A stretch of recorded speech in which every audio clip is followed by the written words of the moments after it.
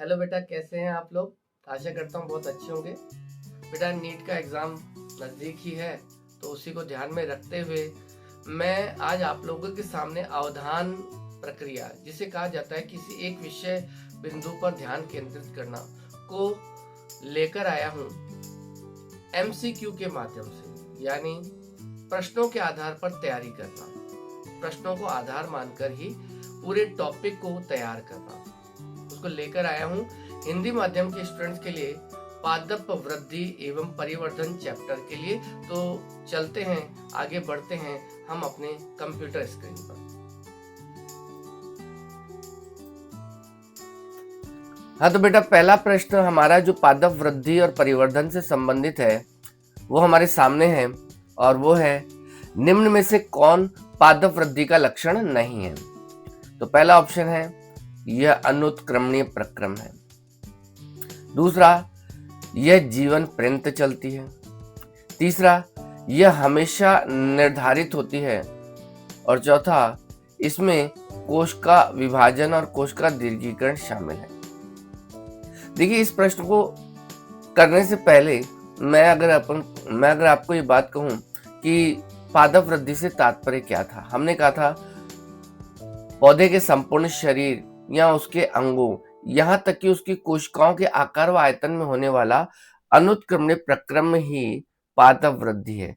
तो इसका मतलब है पहला जो ऑप्शन है, यानी पादप वृद्धि एक अनुत्क्रमणीय प्रक्रम है, ये बिल्कुल सही है।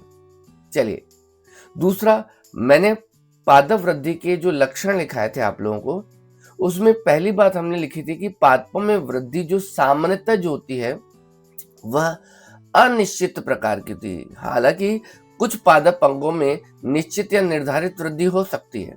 याद आया आप लोगों को? ठीक है।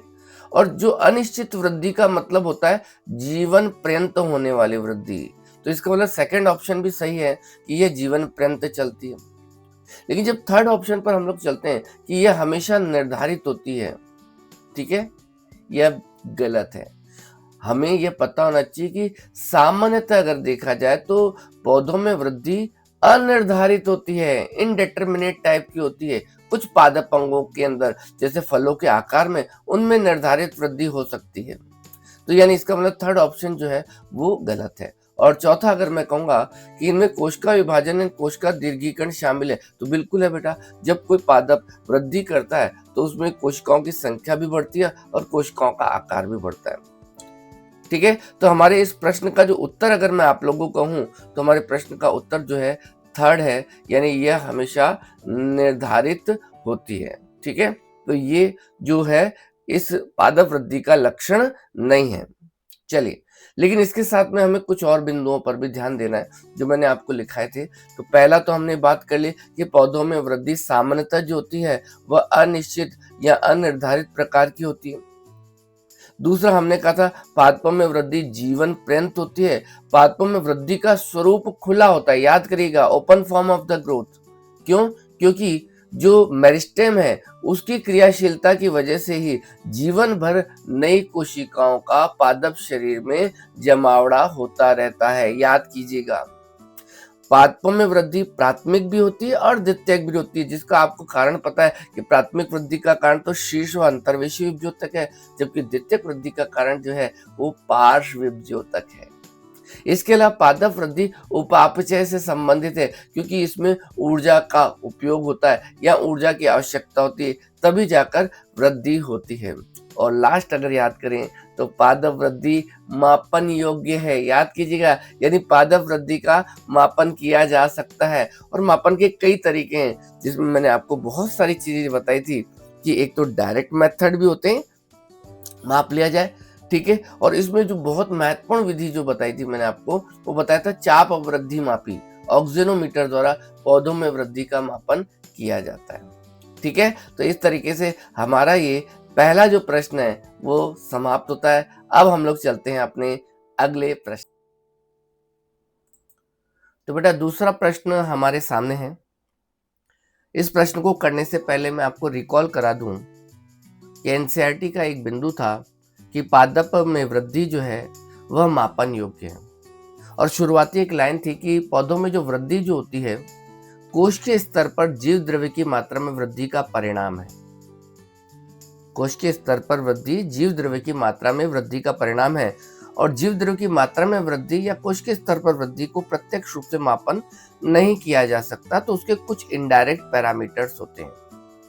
ठीक है, और वो इनडायरेक्ट पैरामीटर क्या क्या थे अगर याद करें, जैसे लंबाई का बढ़ना, शुष्क भार या ताजा भार में वृद्धि, कोशिकाओं की संख्या में वृद्धि, कोशिकाओं के आयतन में वृद्धि, पादप अंगों की आयतन में वृद्धि या ये कह सकते हैं मोटाई में वृद्धि, लंबाई में वृद्धि। तो इस प्रकार से अलग अलग पैरामीटर्स काम में आते हैं, जिसमें बहुत महत्वपूर्ण जो उदाहरण है उन्हीं पर ही यह प्रश्न बनाया गया। तो चलिए इसके ऑप्शन देखते हैं।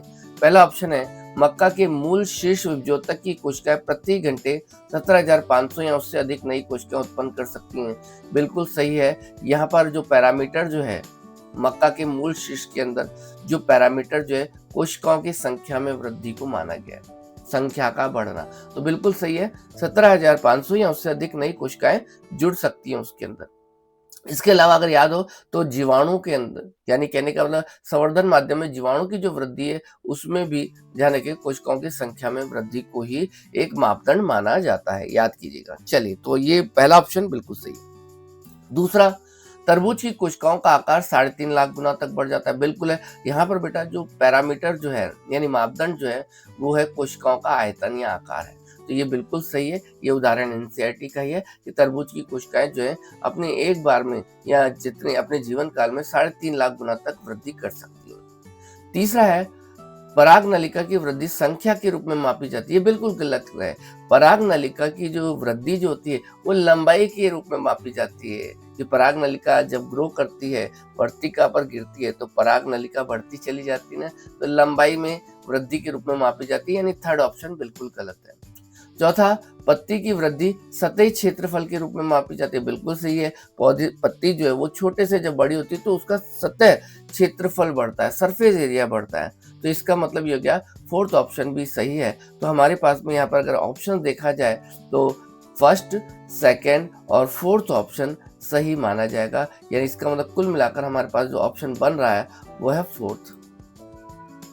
ठीक है। अच्छा, इसके अलावा आपको ध्यान देना है कुछ अन्य पैरामीटर, अगर मोटाई की अगर बात करें या व्यास की अगर बात करें तो द्वितीयक वृद्धि, पौधों में जो द्वितीयक वृद्धि जो होती है जिसकी वजह से पादप अक्ष की मोटाई बढ़ती है, तो वो भी एक प्रकार का पैरामीटर है। इसके अलावा फलों का जो आकार बढ़ना, या कह सकते हैं कि फलों और सब्जियों के अंदर जो वृद्धि होती है उसके अंदर आकार बढ़ना तो है ही साथ में एक पैरामीटर, लेकिन ध्यान रखा उसके अंदर शुष्क भार या फिर ताजा भार में वृद्धि को भी एक पैरामीटर माना जाता है। ठीक है। तो इस प्रकार से हमारे दूसरा प्रश्न जो कि था किस पर कि पादप वृद्धि मापन योग्य है, ठीक है, समाप्त होता है।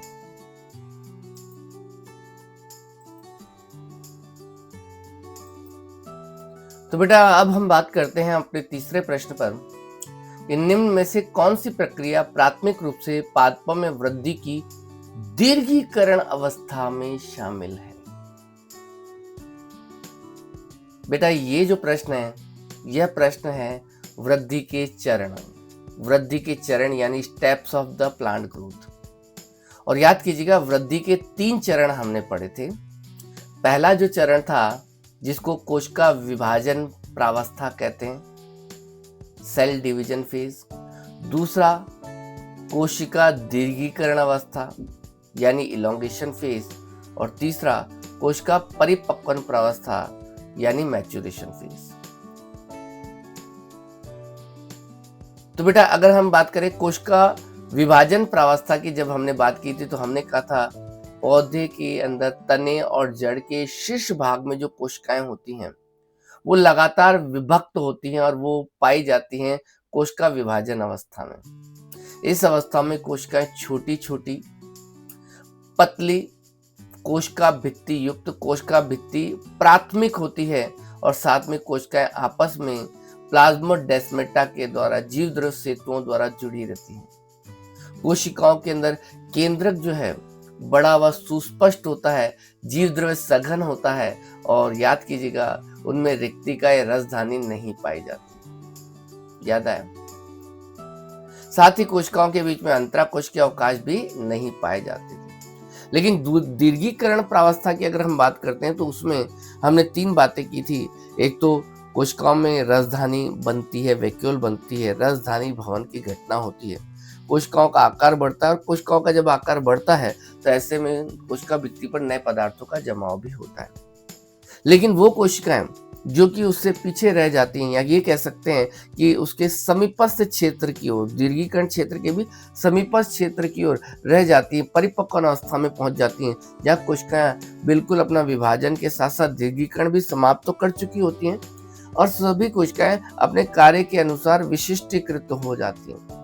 तो चलिए अब इस प्रश्न में हम ऑप्शन देखते हैं कि कौन कौन से ऐसे लक्षण हैं जो कि दीर्घीकरण अवस्था से संबंधित है। तो पहला अगर ऑप्शन देखें कि कोशिकाएं भित्ति निक्षेपण जीवद्री रूपांतरणों के संदर्भ में चरम आकार प्राप्त करती, गलत है, क्योंकि यह दीर्घीकरण अवस्था के लिए नहीं, परिपक्वन अवस्था के लिए।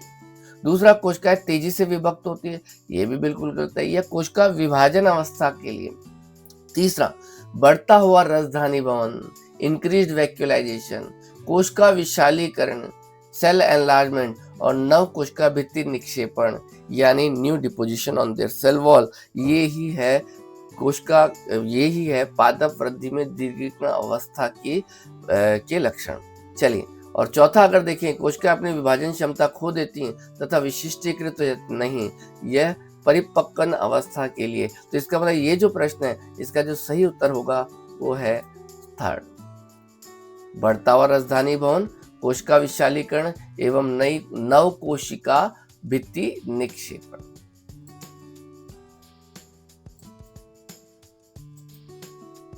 तो बेटा चौथा प्रश्न हमारे सामने है, निम्नलिखित पर विचार कीजिए। पहला है, यह सभी जीवित कोशिकाएं ऊतकों व पादप अंगों हेतु प्राय हैं। दूसरा, यह जीवित जीवों का लक्षण है जो कि प्राकृतिक पर्यावरण में वृद्धि कर रहे हैं। तीसरा, LT = L0+RT। और चौथा है, रेखीय वक्र प्राप्त होता है। तो सिग्मॉइड वृद्धि वक्र के लिए कितने कथन सही हैं? बेटा यह प्रश्न जैसे आपके सामने आता है तो आपके दिमाग में एक बात आनी चाहिए कि यह जो प्रश्न है पादप वृद्धि के एक टॉपिक से लिया गया है और इस टॉपिक का जो नाम है कि पादप वृद्धि जो है उसके प्रतिरूप या वृद्धि दर के प्रतिरूप कौन कौन से।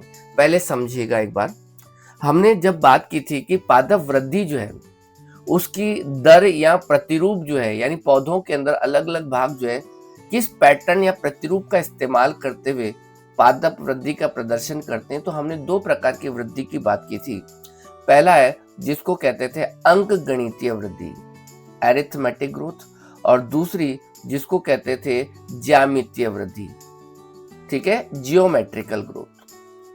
तो पहला अगर मैं आपको कहूं कि जो अंक गणितीय वृद्धि जो होती है जिसमें कोई भी कोशिका जब विभाजन करती है तो बनने वाली 2 पुत्री कोशिकाओं में से केवल एक पुत्री कोशिका ही आगे विभाजन जारी रखती है, दूसरी कोशिका जो है वह विभेदित हो जाती है और यही प्रक्रिया चलती रहती है।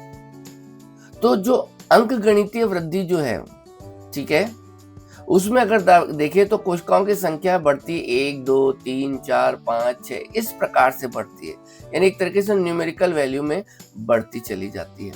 और मैंने कहा था कि इसमें आपको अगर उदाहरण की बात करनी है तो जो तने और जड़ का जो शीर्ष भाग है यानी SAM और RAN, यानी कहने का मतलब है प्ररोढ़ शीर्ष विभजोतक व मूल शीर्ष विभजोतक की कोशिकाएं जो होती हैं उनमें वो अंक गणितीय वृद्धि होती है। और ऐसे में जो ग्राफ हमने बनाया था वो था रेखीय वक्र प्राप्त हुआ था। और जो इसका जो गणितीय प्रदर्शन जो अपन ने देखा था, मैथमेटिकल एक्सप्रेशन जो लिया था वो था LT = L0+RT। लेकिन ये प्रश्न अगर आप लोग देखेंगे तो ये सिग्मॉइड वृद्धि वक्र के लिए पूछ रहा है, ठीक है। सिग्मॉइड वृद्धि वक्र का मतलब है ज्यामितीय वृद्धि से। तो जब हमने ज्यामितीय वृद्धि ज्योमेट्रिकल ग्रोथ की बात की थी तो हमने कहा था ज्यामितीय वृद्धि में प्रत्येक जो कोशिका जो होती है उसमें जब विभाजन होता है तो बनने वाली 2 पुत्री कोशिकाएं जो हैं वे भी आगे दोनों की दोनों ही विभक्त होती चली जाती हैं। यानी एक नहीं, दोनों आगे फिर विभाजन करती हैं और यह प्रक्रिया जारी रहती है। तो ऐसी स्थिति में जो कोशिकाओं की संख्या में जो वृद्धि होती है ना, वह होती है गुणज अनुपात में। 1, 2, 4, 8, 16, 32, 64 इस प्रकार से बढ़ती है। और हमने कहा था जो ज्यामितीय वृद्धि जो होती है, यह पौधे के लगभग सभी भागों में ही पाई जाती है। पौधे की सभी कोशिकाएं ऊतक अंगों में पाई जाती है। यहाँ तक कि वे पौधे या जीव जो कि प्राकृतिक पर्यावरण में वृद्धि कर रहे हैं, उनमें भी ज्यामितीय वृद्धि ही पाई जाती है। और कुछ उदाहरण और देखे थे, जैसे एक संवर्धन माध्यम में जीवाणु की जो वृद्धि होती है, उसमें भी ज्यामितीय वृद्धि ही प्राप्त होती है। ऐसे वातावरण जहां पर परिस्थितियां जो अगर अपन कहें या पोषक जो है अगर सीमित है, पोषण आपूर्ति सीमित है, तो वहां पर भी हम इस प्रकार की वृद्धि को देख सकते हैं। जिसमें हमने कहा था कि जो वक्र है वो सिग्मोइड वक्र प्राप्त होता है, एस आकार का वक्र प्राप्त होता है। जिसमें एस आकार में हमने कहा था 4 अवस्थाएं देखी थी। पहले लेग अवस्था, यानी सबसे पहले मंद वृद्धि होती है। फिर दूसरा चरघातांकी अवस्था यानी लॉग अवस्था। उसके बाद धीरे धीरे वृद्धि घटती चली जाती है, क्योंकि पोषण और आपूर्ति जो है वो सीमित है, उनकी कमी होने लगती है वातावरण में। तो ऐसे में वृद्धि धीरे धीरे घटती चली जाती है, डिक्लाइन अवस्था कहते हैं। और अंत में जो है स्थिर अवस्था प्राप्त हो जाती है। तो सिग्मोइड वक्र अगर की बात करें तो वो किस प्रकार की वृद्धि में प्राप्त होगा बेटा? ज्यामितीय वृद्धि में प्राप्त होगा। और इसका जो मैथमेटिकल एक्सप्रेशन अपन ने देखा था वो था WT = W0 e⁻RT। याद आया आप लोगों को? ठीक है, तो यहाँ पर E जो था वो भी था प्राकृतिक लघु गणक का आधार है, बेस ऑफ नेचुरल लॉगरिथम। तो यहाँ पर सिग्मोइड वृद्धि वक्र से रिलेटेड जो कथन है वो अगर हम चेक करें तो पहला कथन बिल्कुल सही है, क्योंकि यह ज्यामितीय वृद्धि के लिए है।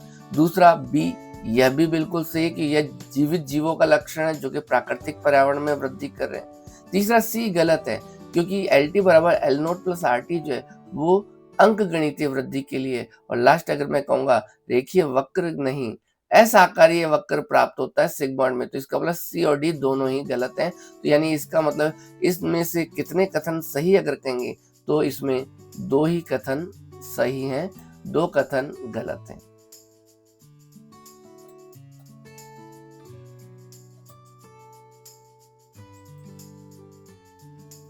तो बेटा 5वां प्रश्न है हमारे सामने। दिया गया चित्र भ्रूण के विकास को दर्शाता है जो 2 चरणों A तथा B से गुजरता है। इससे संबंधित सही विकल्प का चुनाव कीजिए। पहला ऑप्शन है ज्यामितीय चरण, अंकगणितीय चरण। दूसरा ऑप्शन है अंकगणितीय चरण व ज्यामितीय चरण। तीसरा अंकगणितीय चरण व चरघातांकी चरण। और चौथा चरघातांकी चरण व स्थिर चरण। पहली बात तो आपको यहाँ पर ध्यान देनी है कि हमने 2 प्रकार की वृद्धियों की बात की थी। एक बात की थी अंकगणितीय वृद्धि और एक बात की थी हमने ज्यामितीय वृद्धि।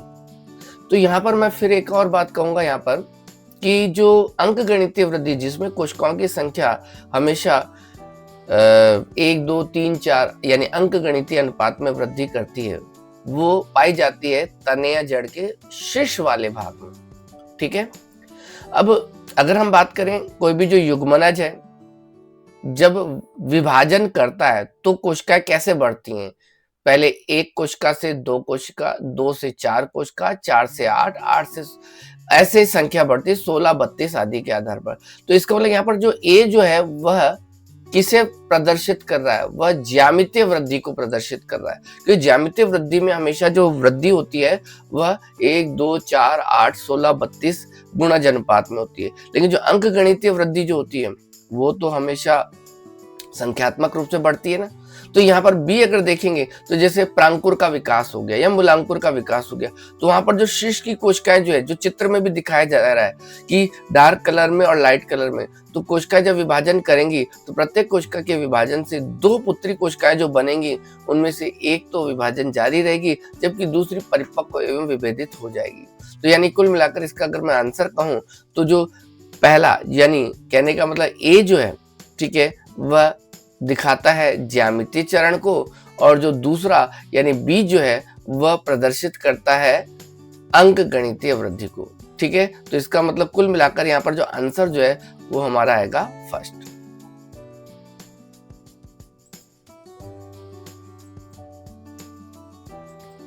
तो बेटा अगला प्रश्न हमारी कंप्यूटर स्क्रीन पर है, वे कारक जो एक दिन की अवधि में 2 पत्तियों की वृद्धि को प्रभावित करते हैं। बेटा कोई भी पत्ती जो है उसकी एक दिन में जो वृद्धि होती है उसको यहाँ पर इन चित्रों में प्रदर्शित किया गया है। एनसीईआरटी का ही चित्र है ये। ठीक है, यदि एजी का मतलब एब्सोल्यूट ग्रोथ यानी निरपेक्ष वृद्धि, जिसको परम वृद्धि भी कहते हैं। ठीक है, और दूसरा आरजीआर यानी कि सापेक्ष वृद्धि दर यानी रिलेटिव ग्रोथ को अगर प्रदर्शित किया जाए आरजीआर से, तो सही विकल्प का चयन कीजिए।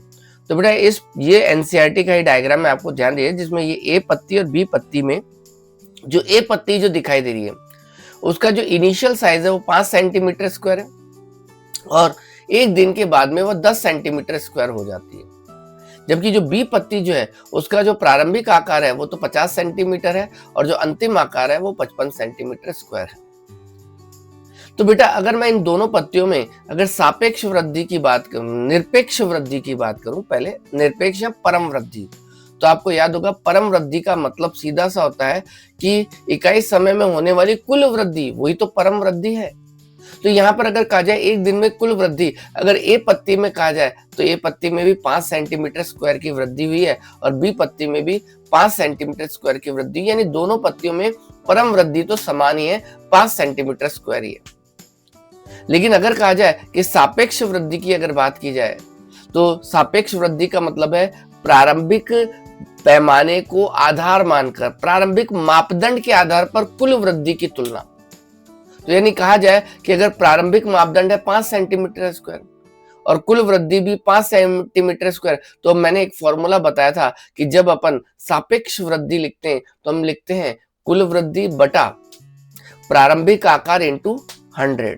तो यहाँ पर कुल वृद्धि अगर कहूंगा तो 5/5 इंटू 100, यानी कुल मिलाकर ए पत्ती में जो अगर कहा जाए जो सापेक्ष वृद्धि वो 100% है। लेकिन अगर बी पत्ती की बात की जाए तो बी पत्ती में कुल वृद्धि है 5, प्रारंभिक आकार अगर कह रहा हूं तो वह 50 सेंटीमीटर स्क्वायर इंटू 100, तो 5/50 इंटू 100 अगर निकालेंगे तो ऐसी स्थिति में इसकी जो सापेक्ष वृद्धि जो निकलेगी वो निकलेगी 10%। ये क्वेश्चन कराया भी है। तो कुल मिलाकर इस प्रश्न का अगर मैं उत्तर कहूंगा तो ये है थर्ड, ए पत्ती की एजी यानी निरपेक्ष वृद्धि 5 सेंटीमीटर स्क्वायर, ए पत्ती की अगर कहा जाए सापेक्ष वृद्धि दर 100%, बी पत्ती की जो परम वृद्धि या निरपेक्ष वृद्धि 5 सेंटीमीटर स्क्वायर और बी पत्ती की अगर हम कहें सापेक्ष वृद्धि दर जो है वो क्या है 10%। तो कुल मिलाकर इसका जो आंसर है वो आएगा थर्ड।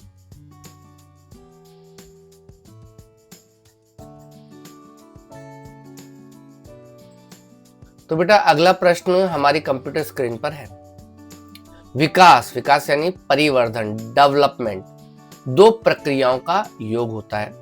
पहला ऑप्शन है वृद्धि तथा विभेदन, पोषण तथा अंकुरण, पोषण तथा वृद्धि, विभेदन तथा पोषण।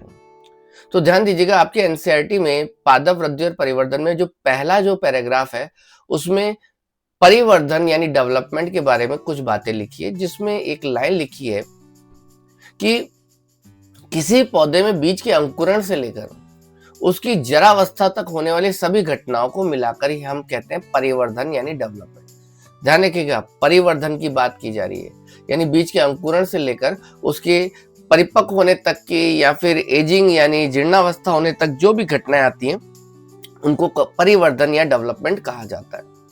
ठीक है, बात समझ में आ गई आप लोगों को। तो परिवर्धन जब भी होता है तो परिवर्तन 2 घटनाओं का समावेश माना जाता है। विकास कह सकते हैं चाहे परिवर्तन 2 घटनाओं का समावेश माना जाता है, वृद्धि तथा विभेदन।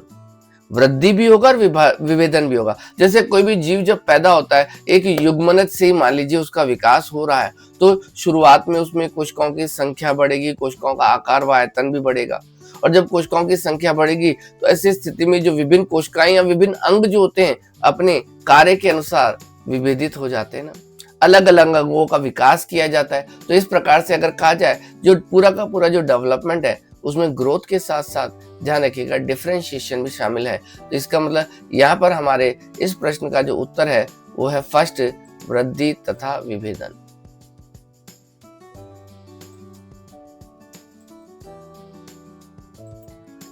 अगला प्रश्न, आंतरिक कारक जो पादप विकास, यहां पर फिर पादप विकास की बात हो रही है यानी परिवर्धन की बात हो रही है, परिवर्धन को प्रभावित करते हैं वे हैं, पहला है प्रकाश तथा ऑक्सीजन, दूसरा है पीजीआर तथा आनुवंशिक कारक, तीसरा ऑक्सीजन तथा पीजीआर और चौथा है पीजीआर तथा प्रकाश। चलिए हम फिर से अपनी बातों को रिकॉल करते हैं। देखिए परिवर्धन जो भी है, डेवलपमेंट जो भी है, जो कि किसी भी बीज के अंकुरण से लेकर उसके परिपक्व होने तक की अवस्था को कहा जा रहा है। ठीक है, तो परिवर्धन को कई कारक प्रभावित करते हैं और जितने भी कारक होते हैं उनको दो समूहों में बांटा जाता है। एक है जिन्हें कहा जाता है बाह्य कारक और एक जिन्हें कहा जाता है कि आंतरिक कारक।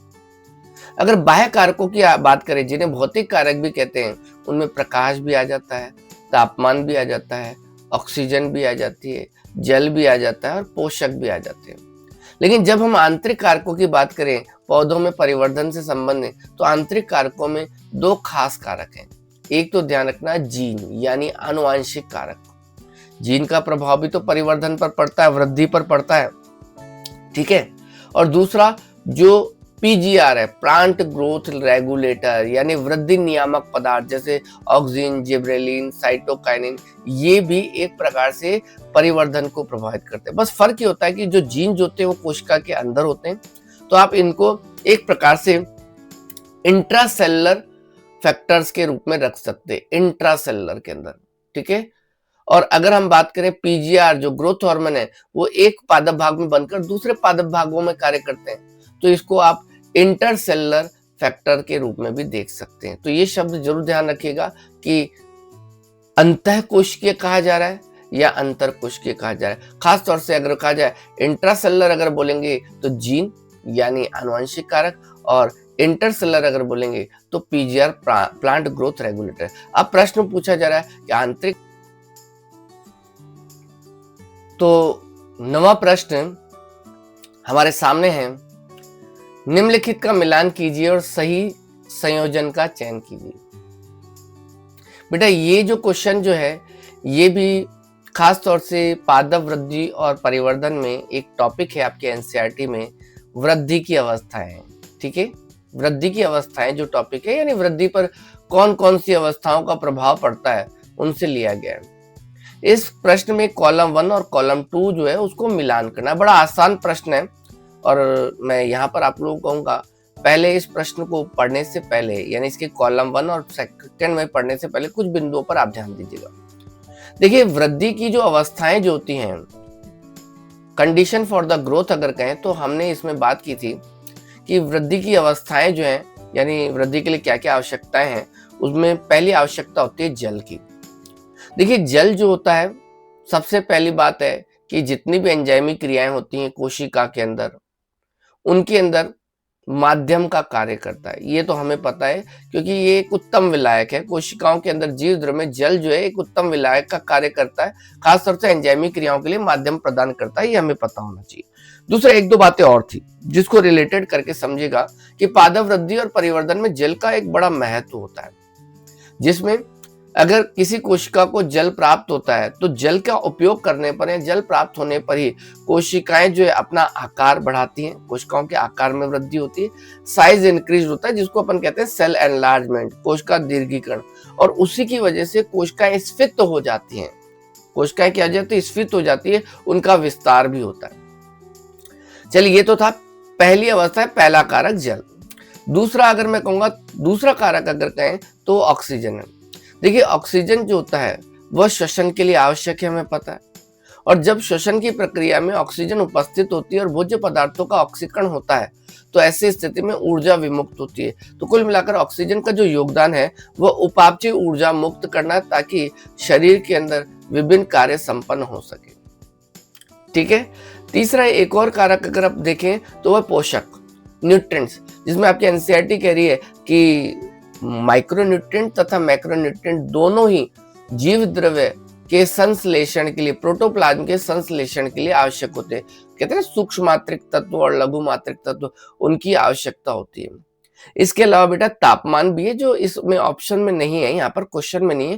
तापमान का भी जीवों पर या जीवों की वृद्धि पर प्रभाव पड़ता है। एक जीव को एक निश्चित तापमान चाहिए, उस परास में ही उसके शरीर की विभिन्न जैविक क्रियाएं संपन्न होंगी ना। और साथ में दो कारक और हैं, एक तो ध्यान रखना गुरुत्व ग्रेविटी, और दूसरा प्रकाश। याद रखिएगा गुरुत्व तथा प्रकाश दोनों जो है उनका पौधे के अंदर जो वृद्धि है उसकी कुछ विशेष अवस्थाओं पर ही प्रभाव पड़ता है। जिसमें मैं आपको उदाहरण दूं, अगर प्रकाश की अगर बात करूं तो प्रकाश बीज के अंकुरण के लिए आवश्यक नहीं है। फिर से मैं रिपीट कर रहा हूं, प्रकाश बीज के अंकुरण के लिए आवश्यक नहीं है, लेकिन जब बीज अंकुरण कर लेता है और नवोद्भिद यानी सीडलिंग का निर्माण हो जाता है तो उसके लिए प्रकाश आवश्यक है, क्योंकि उस समय प्रकाश अगर मिलेगा तभी क्या होगा, क्लोरोफिल आदि का निर्माण भी होगा प्रकाश की उपस्थिति में। अगर प्रकाश नहीं होगा उस अवस्था में भी यानी नवोद्भिद अवस्था में भी, तो ऐसी स्थिति में ध्यान रखिएगा कि क्लोरोफिल नहीं बनेंगे, और ऐसी स्थिति में पौधा जो है पांडुरता इटियोलेशन शो करता है। प्रकाश की अनुपस्थिति में नवोद्भिद का पतला लंबा व पीला हो जाना। ठीक है, तो इस प्रश्न को अगर देखेंगे तो आपको मैच द कॉलम में जो पहला कॉलम में जल जो है वह क्या है, बी एंजाइमी क्रिया के लिए माध्यम प्रदान करता है, बिल्कुल सही है। दूसरा ऑक्सीजन उपापचयी ऊर्जा को मुक्त करना, सी सही है। स्फीति कोशिका जब स्फीत होती है तो इसका मतलब कोशिकाओं का आकार बढ़ता है, तो यानी डी कोशिकाओं के विस्तार में सहायता करता है। और पोषक यानी मैक्रोन्यूट्रिएंट्स जो होते हैं, माइक्रो व मैक्रोन्यूट्रिएंट्स जो होते हैं वह प्रोटोप्लाज्म यानी जीव द्रव्य के संश्लेषण में सहायक होते हैं, आवश्यक होते हैं। तो इसका मतलब हमारा जो ये जो उत्तर जो होगा फर्स्ट का तो है हमारे सामने बी, तो फर्स्ट का हमारे सामने यहाँ पर क्या है, बी। सेकेंड जो है उसका हमारे पास सामने है सी, थर्ड का ऑप्शन जो है हमारे सामने है डी, और फोर्थ का ऑप्शन है हमारे सामने ए। तो यानी आंसर आएगा हमारा फर्स्ट।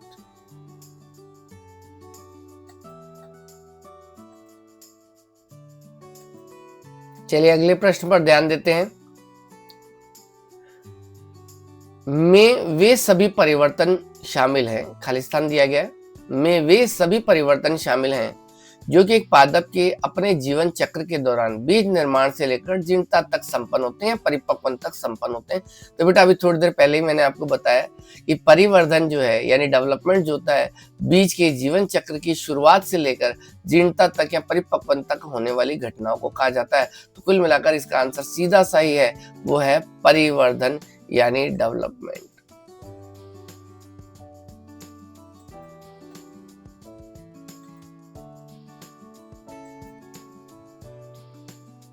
बेटा ये जो प्रश्न है बहुत खास है, और ये है आपके टॉपिक प्लास्टिसिटी यानी सुघट्यता से। ठीक है, तो पहले प्रश्न पढ़ते हैं। निम्न में से कौन पादप वृद्धि में सुघट्यता यानी प्लास्टिसिटी को सही रूप से परिभाषित करता है? ठीक है, तो इसके लिए आपको याद होगा सुघट्यता की एक परिभाषा थी, हमने कही थी कि पौधे जो होते हैं वातावरणीय परिवर्तन तथा जीवन की अवस्था के अनुसार एक विशेष पथ का अनुसरण करते हुए अलग अलग अंगों या भागों का निर्माण करते हैं, याद कीजिए, और उसको सुघट्यता कहा जाता है। और हमने कहा था कि सुघट्यता का उदाहरण है विषमपर्णता या हेट्रोफिली। विषमपर्णता या हेट्रोफिली, हेट्रोफिली या विषमपर्णता से तात्पर्य क्या है कि किसी पौधे में दो अलग अलग प्रकार की पत्तियों का पाया जाना। और हमने देखा था कि जो विषमपर्णता जो कि सुघट्यता प्लास्टिसिटी का एक एग्जाम्पल है, इसमें दो प्रकार की विषमपर्णता के बारे में हमने चर्चा की थी, वातावरण की अवस्था की वजह से या वातावरणीय परिवर्तनों की वजह से। तो वातावरणीय परिवर्तनों की वजह से जो सुघट्यता है प्लास्टिसिटी की अगर अपन बात करते हैं तो उसमें उदाहरण जो आपके सामने था वो क्या था, रेननकुलस या बटरकप। क्योंकि उसके अंदर ध्यान रखना कि जो जल के अंदर एक्वेटिक मीडियम के अंदर देखिए पत्तियां अलग प्रकार की हैं और स्थलीय टेरेस्ट्रियल में अलग प्रकार की पत्तियां। तो यहाँ पर वातावरण की अवस्था की वजह से सुघट्यता आ रही है।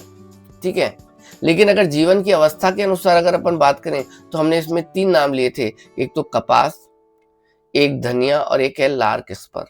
और हमने कहा था उसमें जो शैशवावस्था यानी जुवेनाइल स्टेज के अंदर पत्ती का आकार अगर देखेंगे तो अलग दिख रहा है, आकृति अलग दिख रही है, लेकिन जब वो परिपक्व हो जाते हैं, ठीक है, उस समय पत्तियां अलग आकृति की होती हैं। तो यहाँ पर ये जो 3 एग्जाम्पल मैंने बोले, फिर से मैं रिपीट कर रहा हूँ अपनी बात।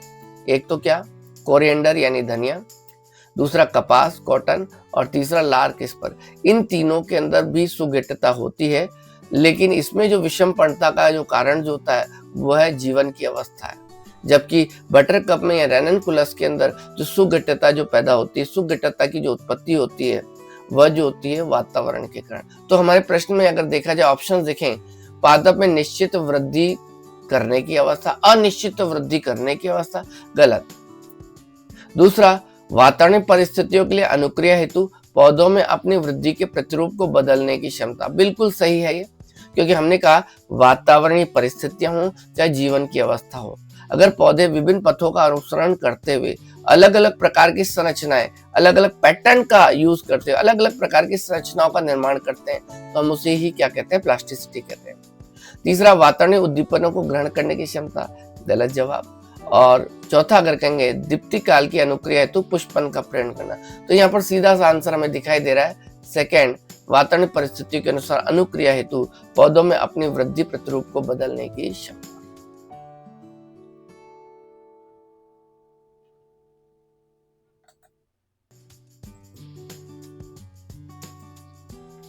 चलिए अब हम अपने अगले प्रश्न की ओर बढ़ते हैं।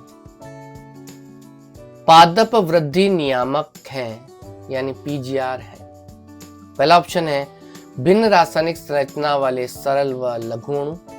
दूसरा ऑप्शन भिन्न रासायनिक संरचना वाले जटिल व बड़े अणु। तीसरा ऑप्शन समान रासायनिक संरचना वाले सरल या जटिल अणु। और चौथा समान रासायनिक संरचना वाले लघु अणु। तो बेटा पीजीआर यानी प्लांट ग्रोथ रेगुलेटर, जिनको हम फाइटो हार्मोन भी कहते हैं, हिंदी में कहें तो पादप वृद्धि नियामक। तो बेटा पादप वृद्धि नियामक की अगर हमने जो परिभाषा की बात की थी या एनसीईआरटी में जो लिखा हुआ है कि पादप वृद्धि नियामक जो होते हैं छोटे आकार के ऐसे सरल अणु होते हैं जो कि भिन्न भिन्न रासायनिक संरचना दर्शाते हैं। ठीक है, क्योंकि अगर आप अलग अलग पादप हार्मोन की बात करें तो उनकी रासायनिक संरचना तो भिन्न भिन्न होती है, लेकिन ये छोटे आकार के सरल अणु होते हैं। और बेटा ये जो पादप हार्मोन है पौधे के एक भाग में बनने के बाद में अन्य भागों में जाकर क्रियाशील होते हैं। तो इसका मतलब इस प्रश्न का अगर उत्तर देखें तो उत्तर बनता है पहला यानी फर्स्ट ऑप्शन, और ये फर्स्ट ऑप्शन है भिन्न रासायनिक संरचना वाले सरल व लघु अणु।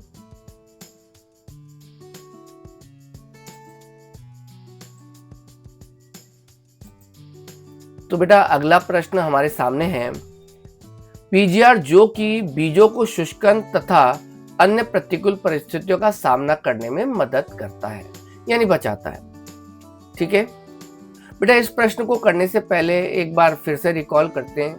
जितने भी पीजीआर होते हैं पादप वृद्धि नियामक जो होते हैं उनके दो समूह हैं, एक जिन्हें कहा जाता है वृद्धि प्रेरक और एक जिन्हें कहा जाता है वृद्धि निरोधक, ग्रोथ प्रोमोटर्स यानी इंड्यूसर्स, और दूसरा है ग्रोथ इनहिबिटर्स। ग्रोथ प्रोमोटर में अगर कहें, इंड्यूसर में अगर कहें तो उसमें ऑक्सिन आता है, जिबरेलिन आता है और साइटोकाइनिन आता है। लेकिन ग्रोथ इनहिबिटर्स में अगर कहें यानी कहने का मतलब है निरोधक में अगर कहें तो उसमें ABA आता है। लेकिन एक लाइन थी याद कीजिएगा, इथाइलिन जो पादप हार्मोन है वह देखने में अगर कहा जाए तो दोनों समूह में शामिल किया जाता है, मतलब वो ग्रोथ प्रोमोटर में भी आता है और साथ में ग्रोथ इनहिबिटर में भी आता है। लेकिन अगर लार्जली अगर कहा जाए, व्यापक रूप से अगर कहा जाए तो इथाइलिन भी एक प्रकार का निरोधक ही है। अब एक बात यहाँ पर ध्यान दीजिएगा, जो वृद्धि प्रेरक जो होते हैं वो क्या क्या कार्य कर सकते हैं। वृद्धि प्रेरक का कार्य है पुष्पन का प्रेरण करना, फलों का प्रेरण करना, ट्रॉपिक ग्रोथ यानी अनुवर्तनी गतियों में सहायता करना, ठीक है, पैटर्न फॉर्मेशन, कैनोपी आदि का निर्माण करना, पौधे के वायवीय भाग जो होते हैं उनमें शाखन होना चाहिए नहीं होना चाहिए, ठीक है, यानी पैटर्न फॉर्मेशन, प्रतिरूप निर्माण करना, इनमें बीजों के अंकुरण का प्रेरण करना, ये सब जो है वृद्धि प्रेरक के कार्य होते हैं। लेकिन जो निरोधक होता है वो ऐसे कार्य करता है जिससे पौधे की वृद्धि जो है वो रुक जाए। अब उसमें जैसे खास तौर से जैसे बीजों के अंदर प्रतिकूल परिस्थितियां अगर आती हैं तो ऐसी स्थिति में वो क्या है कि पौधों में अंकुरण को रोक देगा, और अगर वो निरोधक अगर वृद्धि का अंकुरण रोक देता है तो ऐसी स्थिति में बीज अंकुरण में निरोधन हो जाता है, और बीज अंकुरण में निरोधन को हम कहते हैं प्रसुप्ति यानी डोरमेंसी। तो प्रसुप्ति का नियंत्रण करना एक प्रकार से या नियमन करना जो है वो निरोधक का कार्य है। ठीक है, प्रतिकूल परिस्थितियों में बचाना यही तो कार्य है। घाव के प्रति प्रतिक्रिया, यदि कभी चोट लग जाए पौधे के किसी भाग में तो ऐसी स्थिति में वहां पर कौरकेदा की सक्रियता से वापस कौर का निर्माण करता है। तो ऐसे घाव अगर इसके प्रति प्रतिक्रिया का कार्य करता है तो वो भी प्रतिकूल परिस्थितियों में ही कार्य हो रहा है, तो वो भी निरोधक का ही कार्य होगा। ठीक है, इसी प्रकार से अगर एब्सेशन की बात करें, एब्सेशन का मतलब है विलगन का प्रेरण करना, पतझड़ का प्रेरण करना, ये भी निरोधक का कार्य होता है। यानी कुल मिलाकर जैसे बीज अंकुरण को रोकना या प्रसुप्त बनाए रखना, ये सारे कार्य निरोधक के कार्यों में आते हैं। तो बेटा अगर कहा जाए इस क्वेश्चन के अनुसार कि वृद्धि निरोधक का कार्य ही पूछा जा रहा है कि पीजीआर जो कि बीजों को शुष्कन व अन्य प्रतिकूल परिस्थितियों का सामना करने से बचाता है, यानी अंकुरण आदि को रोक देता है, कुल मिलाकर तो वो होगा बेटा पादप हार्मोन ABA। तो यानी इस प्रश्न का जो उत्तर है वो हमारे सामने है ABA।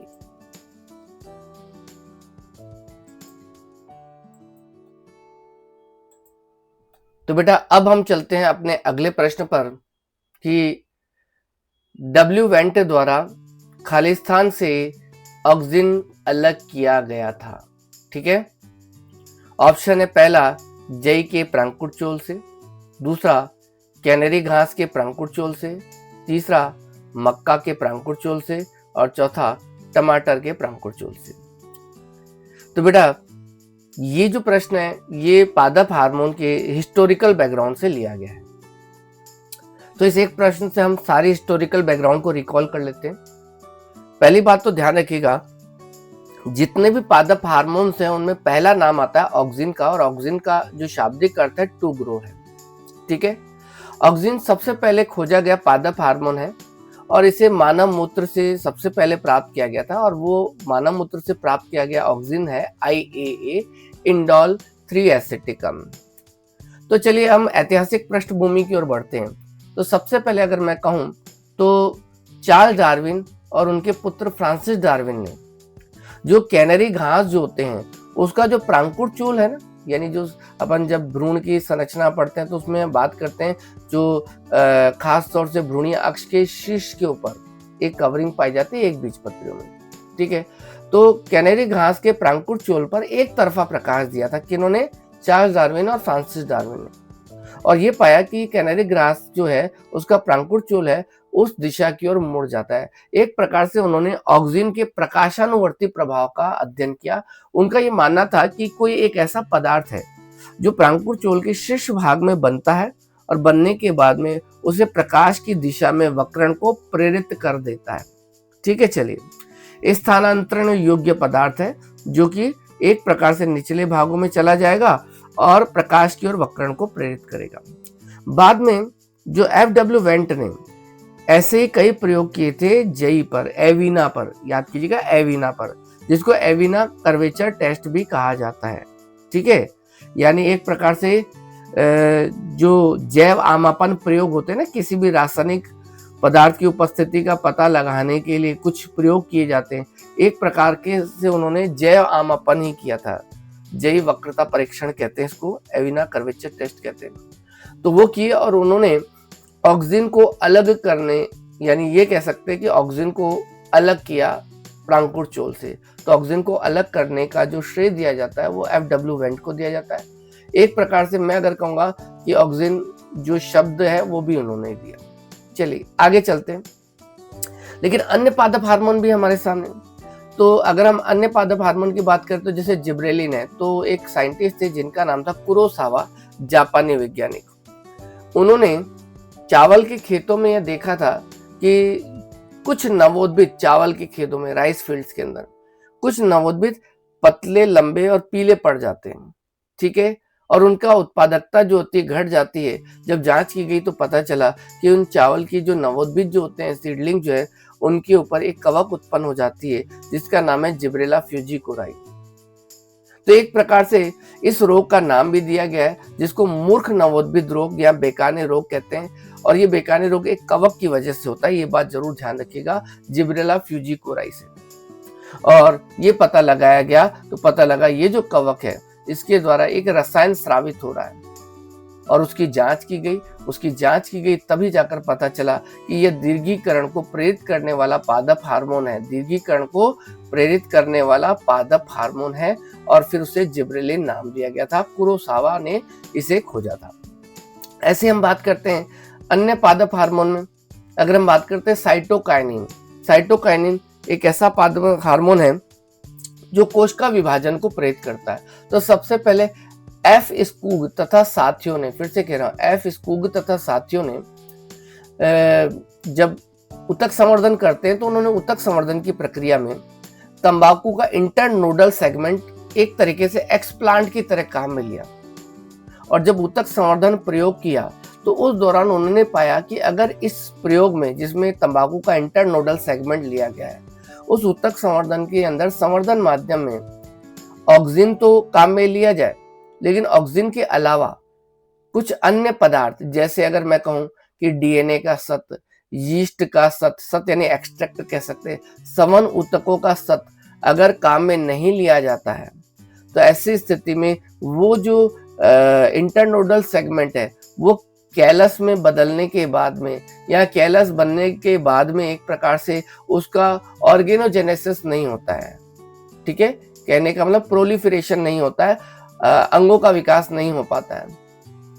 ठीक है, बाद में जो ये मिलर नाम के वैज्ञानिक ने 1955 के अंदर ही इन सभी जो मैंने नाम बोले, जैसे यीस्ट का सत्य है, डीएनए एक्सट्रैक्ट है, सवन ऊतकों का एक्सट्रैक्ट है, उनसे अलग अलग रासायनिक पदार्थों को निकाला, उनका क्रिस्टलीकरण किया और बाद में इन्हें काइनेटिन नाम दिया। क्या नाम दिया? काइनेटिन। एक बात और ध्यान रखिएगा कि जब हम बाद में और बात करेंगे यहाँ पर कि जो साइटोकाइनिन के दो अलग अलग रूप होते हैं, एक तो काइनेटिन होता है और एक जियाटिन होता है।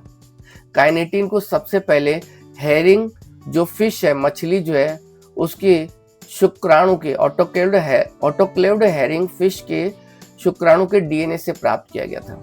ठीक है, और जियाटिन जो है उसको मक्का के कर्नेल, जियाटिन को मक्का के कर्नेल से प्राप्त किया गया था। ठीक है, ये दोनों किसके रूप है? साइटोकाइनिन के रूप है। और जो काइनेटिन जो है, जो मैं आपको कह रहा हूँ, जिसको शुक्राणु के डीएनए से निकाला गया था, वह पौधों में प्राकृतिक रूप से नहीं पाया जाता है। यहाँ दिमाग में रखना है इस बात को। चलिए, फिर एक और पादप हार्मोन की हिस्ट्री के बारे में बात करते हैं कि 1960 का जो दशक था ना, उसमें अलग अलग वैज्ञानिकों द्वारा अलग अलग प्रयोगों के माध्यम से 3 अलग अलग रसायनों की खोज की गई थी। और ऐसे रसायन थे जो कि वृद्धि को रोकने का कार्य करते थे, जिनको अलग अलग नाम दिए गए। जैसे अगर कहें इनिबिटर बी, निरोधक बी भी कह सकते हैं, या फिर कह सकते हैं एब्सिसिन सेकेंड या डॉर्मिन। बाद में पता चला कि ये तीनों रसायन तो एक ही है। ठीक है, एब्सिसिन बी है, सॉरी इनिबिटर बी है, एब्सिसिन सेकेंड है और डॉर्मिन है। और फिर बाद में इन सब की पहचान की गई और ABA नाम दिया गया, ABA यानी एब्सिसिक अम्ल नाम दिया गया।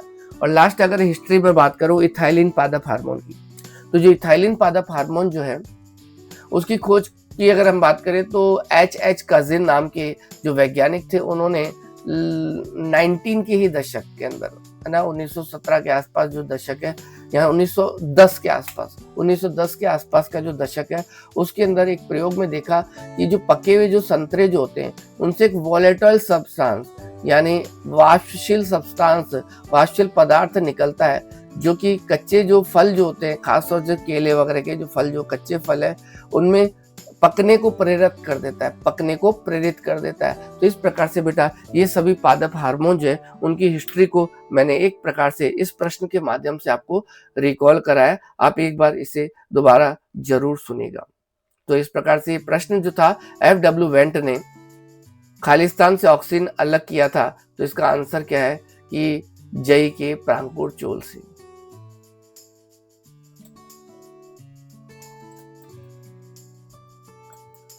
तो बेटा अगला प्रश्न हमारे सामने है, उपयुक्त चित्र किससे संबंधित है। तो बेटा ये जो चित्र दिखाया गया है, इस चित्र में ए इस बात को प्रदर्शित कर रहा है कि जो जई का प्रांकुट चूल है उसके शीर्ष पर अगर एक तरफ से प्रकाश दिया जा रहा है तो प्रकाश की ओर मुड़ जा रहा है, लेकिन अगर इसके शीर्ष को काट दिया जाए और केवल ठूंठ ठूंठ पर प्रकाश अगर दिया जाता है तो प्रकाश की ओर नहीं मुड़ता है।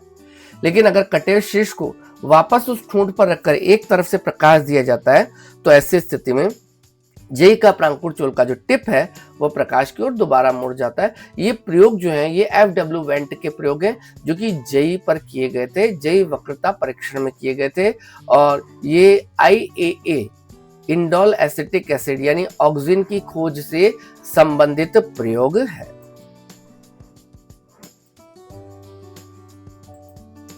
तो बेटा अगला प्रश्न हमारे सामने है, सही का मिलान कीजिए। एक कॉलम में ऑक्सिन, जिबरेलिन, साइटोकाइनिन व एब्सिस से कम दिए गए और दूसरे कॉलम में इनके व्युत्पन्न। तो जैसा कि आपको पता है एनसीईआरटी में ऑक्सिन जो है वह एक प्रकार का इंडोल व्युत्पन्न है, जिबरेलिन जो है टर्पिन व्युत्पन्न है, साइटोकाइनिन एडिनिन व्युत्पन्न है जिसको अपन ने कहा था N6-फॉस्फोराइल अमीनोप्यूरिन व्युत्पन्न, और जो एब्सिस से कम है वो है कैरोटीनॉइड व्युत्पन्न। और एक नाम और अगर इथाइलिन की बात करें तो वो है एक प्रकार का गैसीय हार्मोन। तो यहाँ पर हमारा जो प्रश्न बन रहा है उसके अनुसार अगर आंसर हम देखते हैं तो ऑक्सिन ए जो है का सी है, ठीक है, यानी फर्स्ट का जो है वो सी होगा।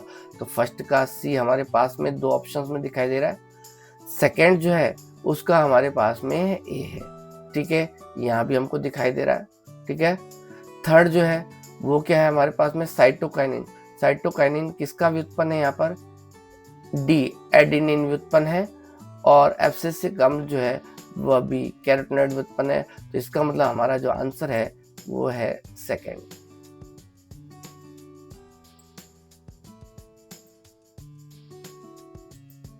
तो बेटा बढ़ते हैं हम अपने अगले क्वेश्चन पर। निम्न कथनों पर विचार कीजिए। चावल के नवोद्भिद का बेकाने रोग जीवाणु जनित है। बिल्कुल गलत है। चावल के नवोद्भिद का बेकाने रोग जीवाणु जनित नहीं, कवक जनित है। अभी जस्ट हमने डिस्कस भी किया है हिस्ट्री के अंदर, क्योंकि यह जो रोग जो होता है जिसको मूर्ख नवोद्भिद रोग भी कहते हैं, ये कवक के द्वारा होता है जिसका नाम है जिब्रेला फ्यूजीकोराई। तो गलत है। ABA को FW वेंट ने जई के पादप के कोलियोप्टाइल के शीर्ष से पृथक किया था। बेटा ABA नहीं, ऑक्सिन। ऑक्सिन को ही FW वेंट ने जई के पादप के कोलियोप्टाइल के शीर्ष से पृथक किया था, कोलियोप्टाइल यानी प्रांकुटचोल से। तो यहाँ ABA नहीं है, ऑक्सिन होना चाहिए, तो इसका मतलब ये भी गलत है। H.H. कजिंग ने यह पुष्टि किया कि पके हुए संतरों से उत्सर्जित वाष्पशील पदार्थ अन्य फलों के पकने को प्रेरित करता है। बिल्कुल सही है ये, बिल्कुल सही है ये। और गुरुत्व तथा प्रकाश पौधों में वृद्धि की कुछ अवस्थाओं को प्रभावित करते हैं, ये भी बिल्कुल सही है। हमने पहले भी डेवलपमेंट में ये डिस्कस किया है कि जल, तापमान, अगर बात करें, पोषक की बात करें और ऑक्सीजन की बात करें, तो उसके अलावा गुरुत्व और प्रकाश का भी पौधे की कुछ अवस्थाओं पर प्रभाव पड़ता है। तो इसका मतलब इसके अगर सही कथन कहें तो यहाँ पर है हमारे पास में सही कथन अगर कहें तो वे केवल दो ही हैं। सही कथन यहाँ पर हमारे पास में दो ही हैं, और वो कौन कौन से हैं,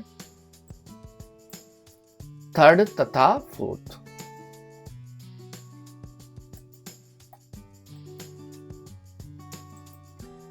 चलिए अगला प्रश्न हमारे सामने है। निम्न में से कौन पौधों में प्राकृतिक रूप से पाया जाता है। इथेफोन। देखिए इथेफोन जो है प्राकृतिक रूप से नहीं पाया जाता है। इथेफोन मार्केट में मिलने वाला एक ऐसा रसायन है जिसका इस्तेमाल हम फलों को पकाने में करते हैं। इससे इथाइलिन गैस रिलीज होती है, तो यह तो प्राकृतिक नहीं है। दूसरा 2,4-D। बेटा 2,4-D कृत्रिम ऑक्सीन में आता है। इसका उपयोग खरपतवार उन्मूलन में किया जाता है। खास तौर से यह एक संश्लेषित ऑक्सीन है जिसका इस्तेमाल खरपतवार को नष्ट करने में किया जाता है, द्विबीजपत्री खरपतवारों को नष्ट करने में, याद रखिएगा। Naphthalene acetic acid NaA। बेटा NaA भी एक प्रकार का कृत्रिम ऑक्सीन ही है, यानी संश्लेषित ऑक्सीन ही है। और IAA की बात करें तो ये ही है प्राकृतिक ऑक्सीन। तो इस प्रश्न से हम ये रिकॉल कर सकते हैं कि ऑक्सीन जो है उसके दो प्रकार होते हैं। एक तो प्राकृतिक ऑक्सीन जिसमें आते हैं IAA तथा IBA, IAA तथा IBA, ठीक है। और अगर हम बात करें कृत्रिम या संश्लेषित ऑक्सीजन में अगर कहें तो 2,4-D है, 2,4,5-T है और साथ में NaA है। और यहाँ पर जो इथेफोन है वो तो एक प्रकार से कृत्रिम रसायन ही है जिसका स्रोत मतलब जो कि इथाइलिन का स्रोत है फलों को पकाने के लिए। तो यहाँ जो हमारा आंसर जो आएगा वो हमारा आंसर है 4th।